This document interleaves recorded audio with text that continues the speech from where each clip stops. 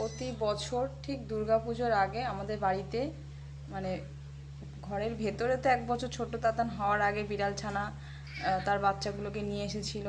দুর্গাপুজো হয়ে যাওয়ার পরে তখন বের করতে পারিনি, পুজোর টাইম তো। তারপরে ওরা যখন বড় হলো নিজেরাই বেরিয়ে গেছিলো। তো আগের বছরও তাই হয়েছে, সিঁড়িতে বাচ্চা দিয়েছিল, বাচ্চাগুলো বড় টড়ো হয়ে খেলাধুলো করেছে আর ওরা চলেও গেছে। তখন ছোট্ট তাতান ছোট ছিল।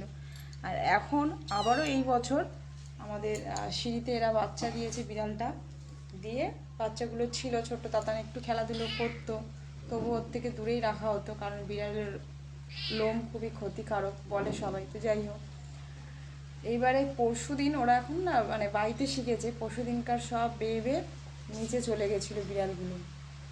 তো যাওয়ার পরে যে যার মতো সব ছড়িয়ে ছিটিয়ে গেছে, আর খাওয়াও হয়নি। আর আজকে যখন ছোট্ট তাতানকে নিয়ে আমি সেলুনে চুল কাটতে গেছিলাম, তখন দেখতে পেলাম এই বিড়ালটা ওই রাস্তার ধারে অনেকটা দূরে মানে হেঁটে হেঁটে আসার চেষ্টা করছে, কিন্তু কিছুতেই পারছে না। যে দেখছো ওর পায়ে লেগেছে, চোট পেয়েছে খুব জোরে, আর হাঁটার শক্তিও নেই, অর্থাৎ খাওয়া দাওয়া হয়নি হয়তো সেই কারণে।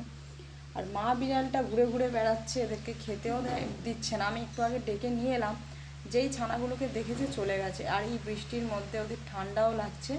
তো তাই কি করলাম, ছোট্ট তাতানি ওই সেলুনের ওখান থেকে হাতে করে বয়ে বয়ে ওদেরকে মানে এই বাচ্চাটাকে নিয়ে এসেছে, নিয়ে এসে ওর ভাই বোনেদের কাছে ছেড়ে দিয়েছে। তারপরে দেখলাম সব পালিয়ে যাচ্ছে, আবার ওদেরকে ধরে নিয়ে এলাম। আর এটা আমাদের সামনের বাড়ি একজন আছে কাকু, ফল বিক্রি করে, ওনার বাড়ি থেকে নিয়ে এলাম, ওনাকে জানানো হয়নি। আর এখন ছোট্ট তাতানের বাবা এসে এখন দুধ দোকানও বন্ধ, তো ছোট্ট তাতানের একটা প্রোটিন ছিল পিডিয়াশিওর, তো সেটাই অল্প সামান্য পরিমাণে গুলেছি।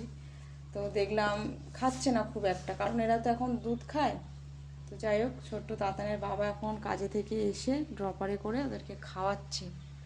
তো এই বিড়ালটাকে দেখে সত্যি খুব কষ্ট লাগছে, মানে পাটা জানি না কি হয়েছে, পাটা একদমই ফেলতে পারছে না।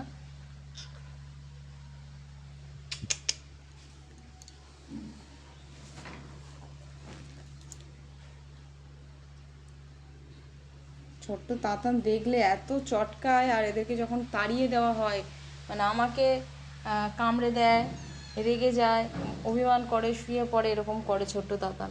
এখনও ঘুমাচ্ছে, আর সেই ফাঁকে এদেরকে খাইয়ে দেওয়া হচ্ছে, দিয়ে এর ভেতরে রেখে আবার চাপা দিয়ে দেওয়া হবে, নাহলে আবার ওরা হেঁটে চলে সব যে যার মতো ছড়িয়ে ছিটিয়ে যাবে। আর এখন চারিদিকে বৃষ্টি, জল, ভোগান্তির শেষ নেই।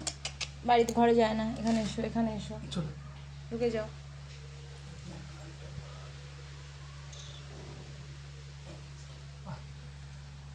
এই বৃষ্টিতে